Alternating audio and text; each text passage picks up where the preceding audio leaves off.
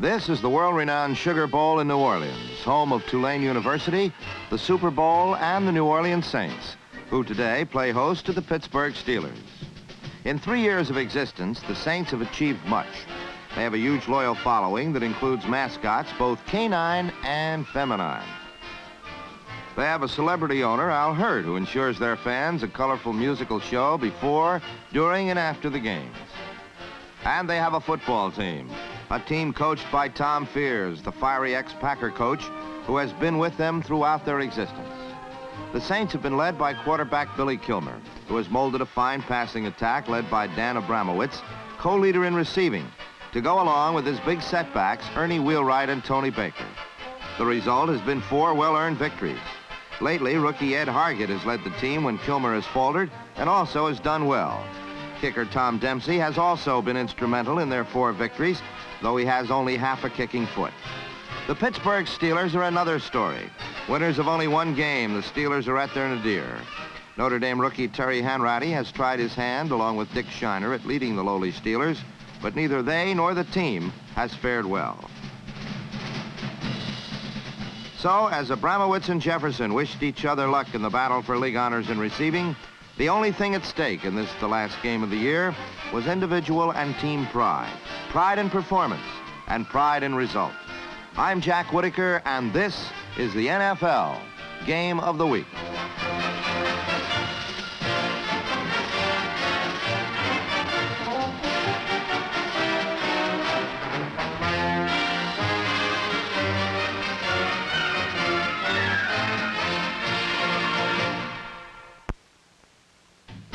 The first quarter of this game would belong lock, stock, and barrel to the Steelers. And they started right from the opening kickoff as Don McCall, number 36, raced 42 yards with Tom Dempsey's kick.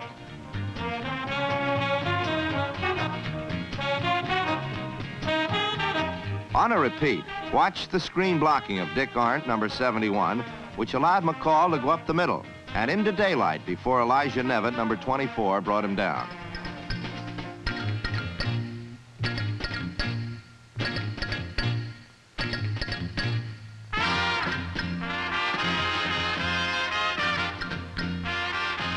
Dick Shiner started at quarterback and decided to utilize his setbacks as receivers, figuring his wide receivers to be double covered. The strategy worked well. On the last play, good protection allowed Shiner to flip a flare pass to Dick Hoke, all alone for a first down.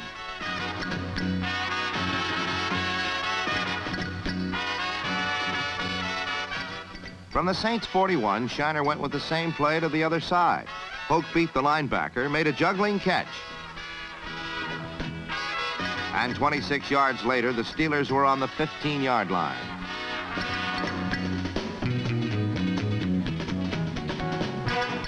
Two plays later, Earl Groh, number 38, went straight up the middle and into the end zone for a touchdown.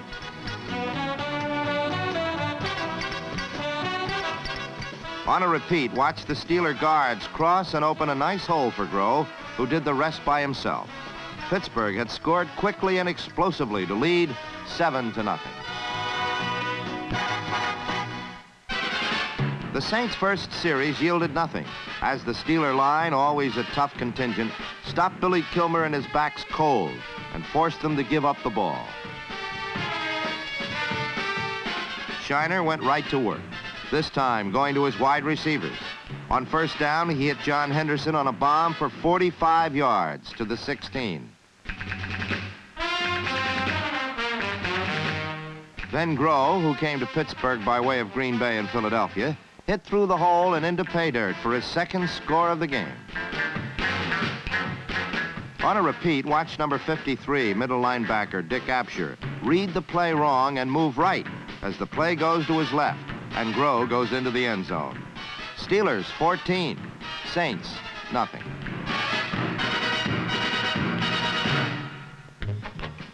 Late in the quarter, Kilmer got the Saints moving with the help of number 46, Dan Abramowitz.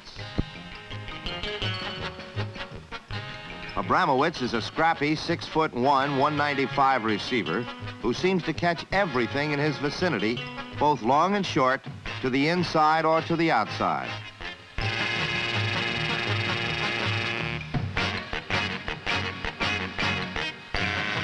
But the Saints were then set back by penalties and the Steeler defense. The trouble with the Steelers does not seem to be their defense, which contains a hard-charging front four and a trio of competent linebackers.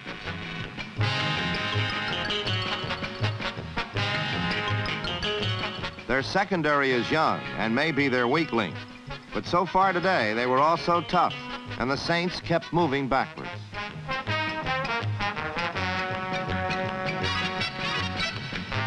New Orleans got a break on a penalty and kept the ball, but again were unable to move consistently.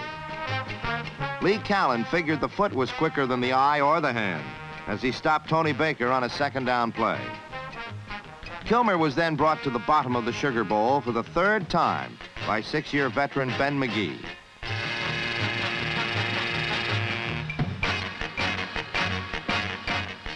On a repeat, McGee, number 60, pours in from right end and flips Kilmer down as the first quarter ended, with the Saints punting and the Steelers in a commanding lead, 14-0.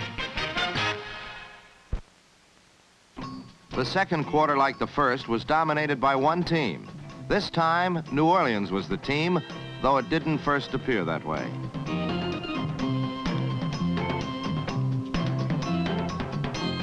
But Kilmer then started a drive that would culminate in a score. First, he hit Abramowitz over the hands of a Steeler defender for 39 yards to the Steeler 48.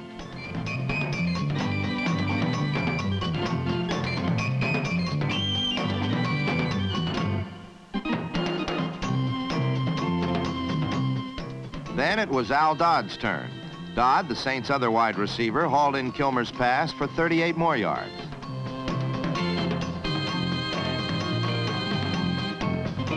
On a repeat, Kilmer had plenty of time, and Dodd made the grab with Jim Shorter, number 21, all over him.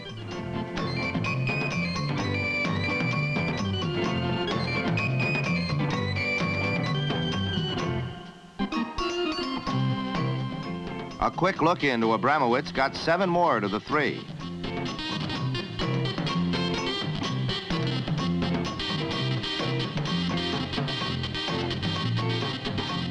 Then Kilmer's fourth straight pass found Ray Pogue, number 85, in the end zone, and the Saints were on the board. On the repeat, a great play-action fake to the setback held the defense long enough for Pogue to get open in the back of the end zone. The Saints now trailed 14-7.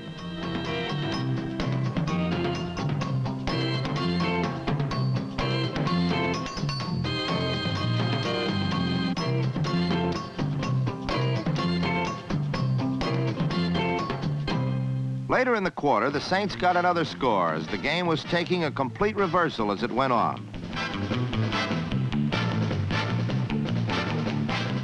The Saints' explosive passing attack was in full gear, and their big backs were carving out 6 and 7 yards at a clip.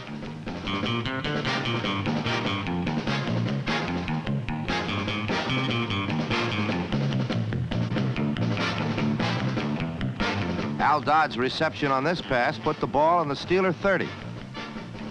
But there the drive stalled, and the miraculous Tom Dempsey put the ball through from 38 yards out to narrow the gap to 4 points, 14-10.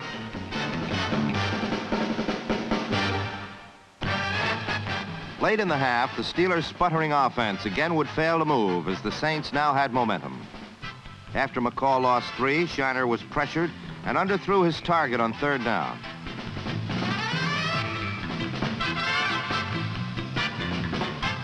So Doug Atkins and the defense trotted off the field, having forced another punt. Al Dodd took the punt, cut right, and went 21 yards.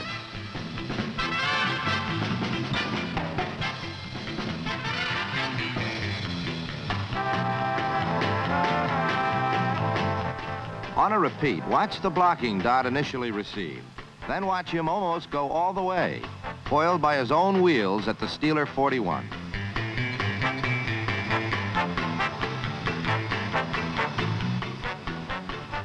With excellent field position, the Saints tried to move in for the go-ahead score. After Dave Parks got 7, Kilmer hit Dodd for 18, but a costly holding penalty negated the catch and put the Saints out of field goal range.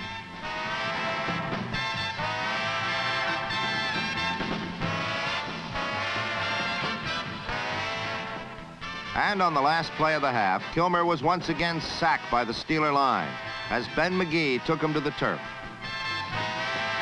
The Saints had lost a golden opportunity, but still had the momentum as they went into the locker room trailing 14-10.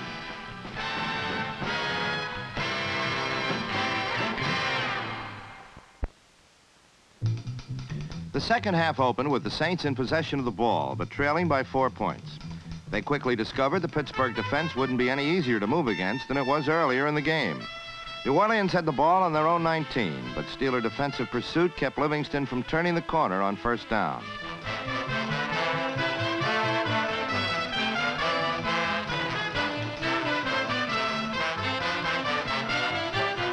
When Kilmer tried to pass on second down, Pittsburgh's Ben McGee pressured him into throwing inaccurately.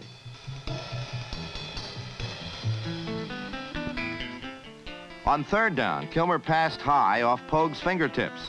It appeared Pittsburgh had held, but a 15-yard roughing the passer penalty was called on Big Ben McGee. The tempo of the game changed abruptly. New Orleans had a new life on the 38 and took immediate advantage of it. Livingston took a handoff and flipped perfectly to Pogue for 14 yards.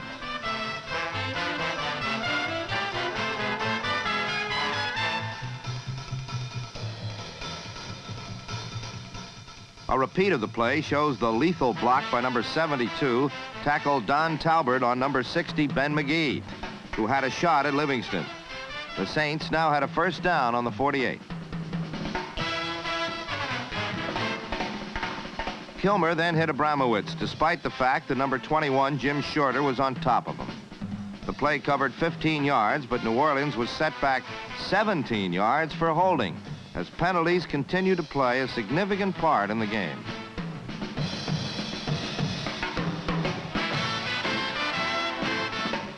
Needing 27 yards for a first down, Kilmer really went to work on the Steeler pass defense. He found Dave Parks alone over the middle for 14 yards.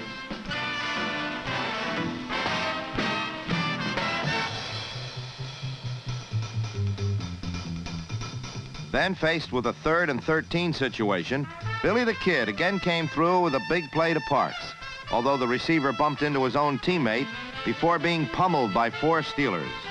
New Orleans had another first down.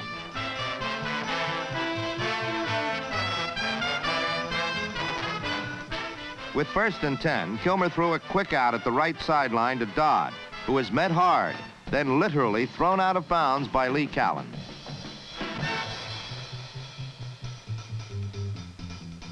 On 2nd and 6, Kilmer found he couldn't penetrate the Pittsburgh front 4 with the run as Livingston hit a wall of white shirts.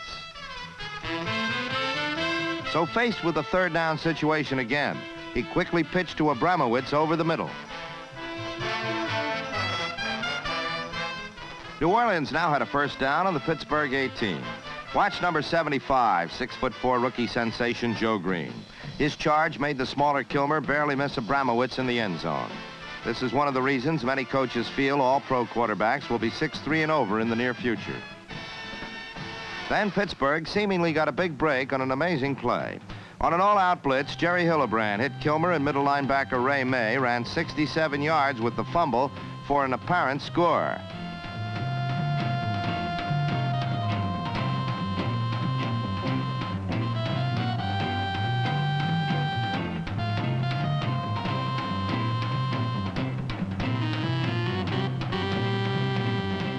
But Pittsburgh had been holding, and instead of a Steeler score, the Saints had a first down at the Steeler 13.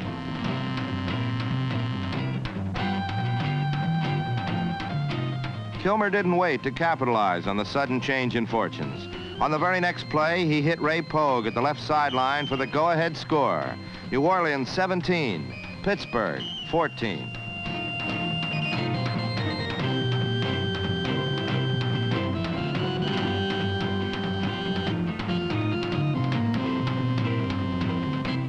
Pittsburgh refused to let the momentum shift to the Saints, however. On their first play after receiving the kickoff, J.R. Wilburn stung New Orleans with an end around that went for 35 yards all the way to the Saints' 31.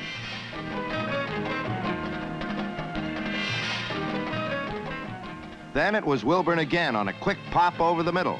J.R. hurdled his defender for a few extra yards.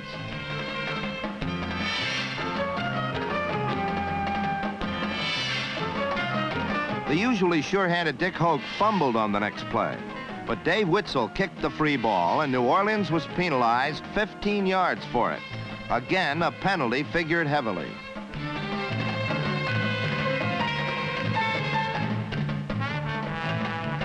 Pittsburgh now had a 1st and 10 situation on the Saints' 15-yard line. John Henderson made a diving catch of a Shiner pass at the 7-yard line. The Saints held on the next 2 plays. Gene Howard broke up a pass intended for Jefferson in the end zone, and then number 81, Doug Atkins, playing his final game after 17 years in the NFL, stopped Groh for no gain.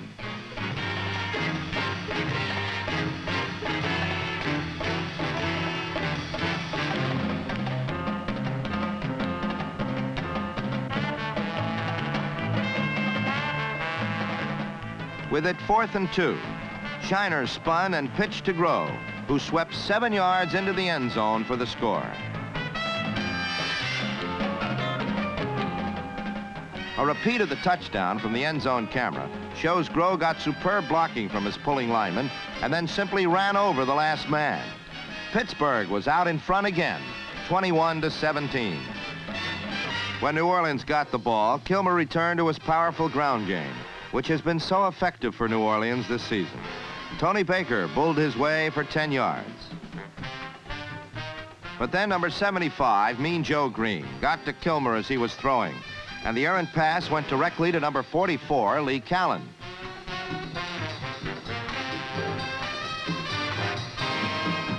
The New Orleans threat and the 3rd quarter ended simultaneously. Pittsburgh was leading 21-17.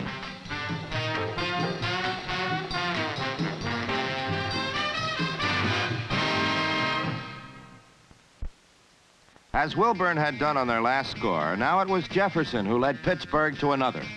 He took a pass in the left flat and juked his way 19 yards with it. A repeat from the ground gives a clear view of why Jefferson has developed into an all-pro receiver. He had a chance to catch the Saints' Abramowitz for the league leadership in receptions, but at the game's end, the Saints receiver would win the crown. With the Steelers on the New Orleans 27, Jefferson was turned loose again, this time on an end around, good for 22 yards before he ran into a welcoming committee on the 5-yard line.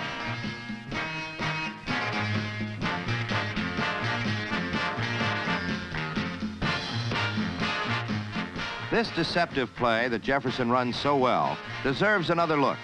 Note the key block at the top of the screen thrown by number 38, Groh, that enabled Jefferson to cut back against the grain of the New Orleans defense. But the Saints stiffened in the shadow of their own goal, and Pittsburgh had to settle for a Gene Mingo field goal, which put the Pennsylvanians a full 7 points ahead.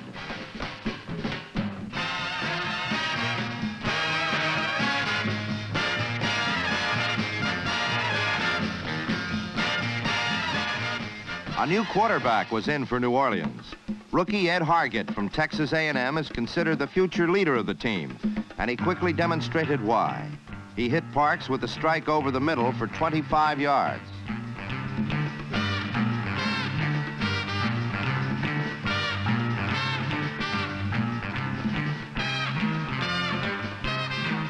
Then Hargett was rudely introduced to another first-year man, Joe Green, who did his thing called intimidation.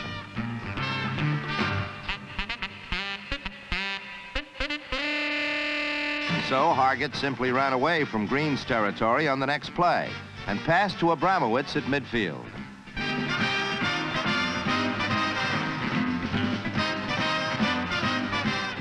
The Steeler front four had been applying pressure all day, and finally rookie Hargett had to run for his life.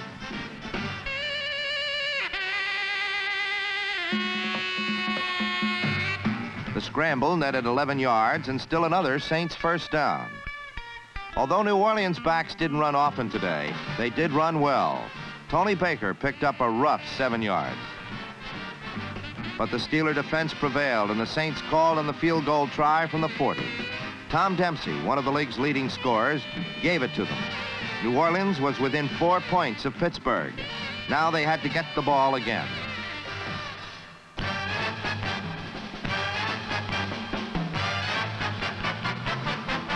Their defense quickly got it for them.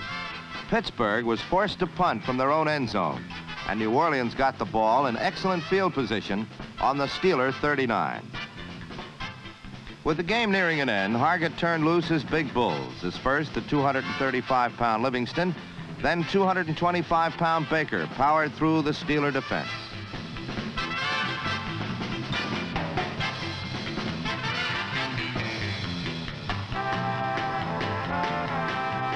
Finally, it took a superior effort to stop them. Number 64, Chuck Hinton, fought off his blocker, then used all his 260 pounds to stop Baker cold. Hargett was now fighting not only the rugged Pittsburgh defense and his own inexperience, but the clock, too. Time was becoming more of a factor. His pass was low, but Dodd took it on his knees for 13 yards and another first down. The Saints were steamrolling now. Hargett rolled right and threw a strike to Abramowitz right in front of the goal line. With 59 seconds remaining in the game, Livingston took a handoff and dove 3 yards over the line for the winning touchdown. And the Sugar Bowl went wild.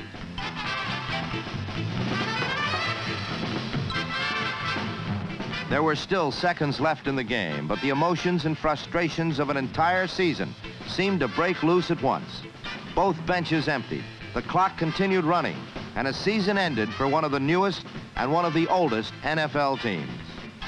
For Pittsburgh Steelers, it was a disappointing year.